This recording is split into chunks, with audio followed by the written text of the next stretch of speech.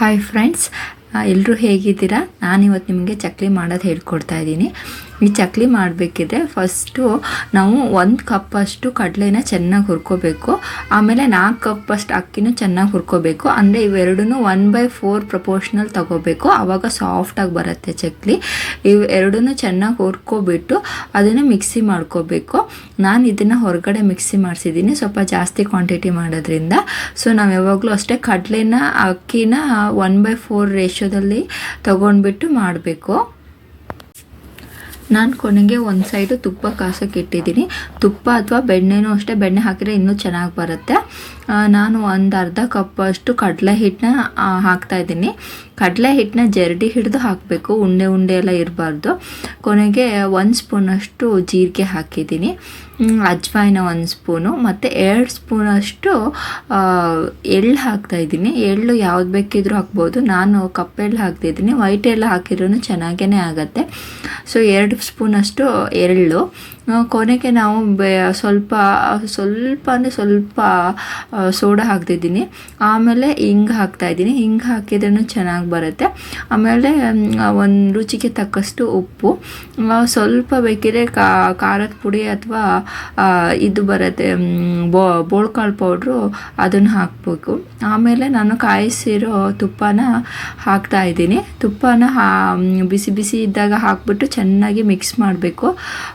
Full ನೀಟಾಗಿ mix ಮಾಡಬೇಕು, ಎಲ್ಲ ಕಡೆನೂ ಸ್ಪ್ರೆಡ್ ಆಗಬೇಕು. ಹಾಗೆ ಮಿಕ್ಸ್ ಮಾಡಬೇಕು. ಪ್ರತಿಯೊಂದು ಜಾಗಕ್ಕೂ ಹೋಗಿರಬೇಕು ತುಪ್ಪ.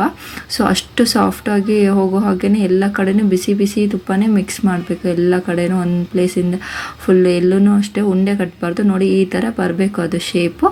ಅಲ್ಲಿವರೆಗೂ ಚೆನ್ನಾಗಿ ಮಿಕ್ಸ್ ಮಾಡ್ಕೋಬೇಕು. ಇದೆಲ್ಲ ಚೆನ್ನಾಗಿ ಮಿಕ್ಸ್ ಆದಮೇಲೆ ನಾವು ನೀರನ್ನ ಮಿಕ್ಸ್ ಮಾಡಬೇಕು. ಬಿಸಿ ನೀರಿದು ಹಾಟ್ ವಾಟರ್ನೇ ಮಿಕ್ಸ್ ಮಾಡಬೇಕು, ತಣ್ಣೀರು ಹಾಕಬಾರ್ದು.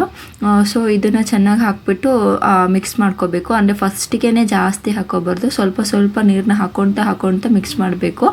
ಏಕೆಂದರೆ ಅದು ನಮಗೆ ಗೊತ್ತಾಗಲ್ಲ ಕ್ವಾಂಟಿಟಿ. ಕೊನೆಗೆ ತೆಳ್ಳಗಾದ್ಮೇಲೆ ಮಾಡ್ಕೊಳಕ್ಕೆ ಬರಲ್ಲ. ಸೊ ಅದಕ್ಕೆ ಹಿಟ್ಟನ್ನ ನಾವು ಒಂದು ಹದದಿಂದ ಮಾಡಬೇಕಿದ್ರೆ ಸ್ವಲ್ಪ ಸ್ವಲ್ಪ ಸ್ವಲ್ಪ ಸ್ವಲ್ಪ ಒಂದೊಂದೇ ಕಪ್ಪಲ್ಲಿ ಹಾಕ್ಕೊಳ್ತಾ ಚೆನ್ನಾಗಿ ಮಿಕ್ಸ್ ಮಾಡಬೇಕು. ಫುಲ್ ನೀಟಾಗಿ ಮಿಕ್ಸ್ ಮಾಡಬೇಕು. ತುಂಬ ತೆಳ್ಳಗೆ ಮಾಡ್ಕೋಬಾರ್ದು. ಯಾಕಂದರೆ ಕೊನೆಗೆ ಆಮೇಲೆ ನಮಗೆ ಜಾಸ್ತಿ ಕ್ವಾಂಟಿಟಿ ಮಾಡುವಾಗ, ಸ್ವಲ್ಪ ಕ್ವಾಂಟಿಟಿಗಾದರೆ ನಾವು ಸ್ವಲ್ಪ ತೆಳ್ಳಗೆ ಮಾಡಿದ್ರು ತಕ್ಷಣ ಹಾಗೆ ಮಾಡಿಬಿಡ್ತೀವಿ. ಜಾಸ್ತಿ ಕ್ವಾಂಟಿಟಿ ಅಂದರೆ ಸ್ವಲ್ಪ ಎತ್ತಿಡ್ಕೊಳ್ತಾ ಮಾಡ್ತೀವಲ್ವ. ಸೊ ಆವಾಗ ನಮಗೆ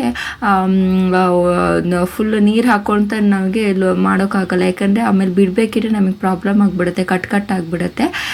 ಸೊ ಮಿಲ್ಕೊಳ್ಳೋಕೆ ಸರಿ ಆಗಲ್ಲ. ಅದಕ್ಕೆ ನಾವು ನೀರನ್ನ ಚೆನ್ನಾಗಿ ಹಾಕ್ಕೋಬೇಕು.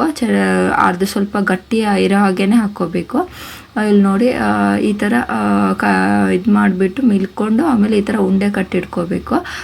ಸ್ವಲ್ಪ ಗಟ್ಟಿನೇ ಇರುತ್ತೆ, ತುಂಬ ಏನು ತೆಳ್ಳಗಿರಲ್ಲ. ಆಮೇಲೆ ಈ ಥರ ಸ್ಟಾರ್ ಶೇಪ್ ಇರೋದಕ್ಕೆ ಹಾಕಿಬಿಟ್ಟು ಆಮೇಲೆ ಅದಕ್ಕೆ ಸ್ವಲ್ಪ ಸ್ವಲ್ಪ ತಗೊಂಡ್ಬಿಟ್ಟು ಈ ಥರ ನಾದ್ಕೋಬೇಕು.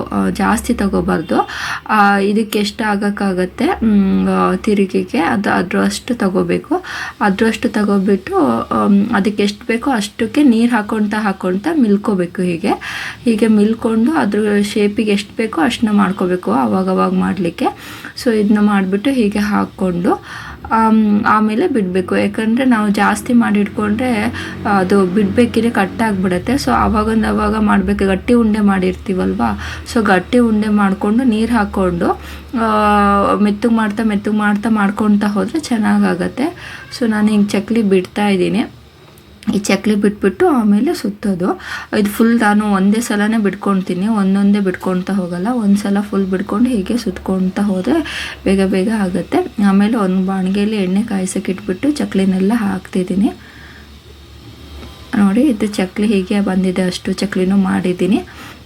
ನಿಮಗೂ ಇಷ್ಟ ಆಗುತ್ತೆ ಅಂತ ಅಂದ್ಕೊಳ್ತೀನಿ. ತುಂಬ ಸಾಫ್ಟಾಗಿದೆ ಈ ಚಕ್ಲಿ ಇದು. ಮತ್ತು ನಮ್ಮ ಚಾನಲ್ನ ಲೈಕ್ ಮಾಡಿ, ಸಬ್ಸ್ಕ್ರೈಬ್ ಮಾಡೋದು ಮರಿಬೇಡಿ. Thank you.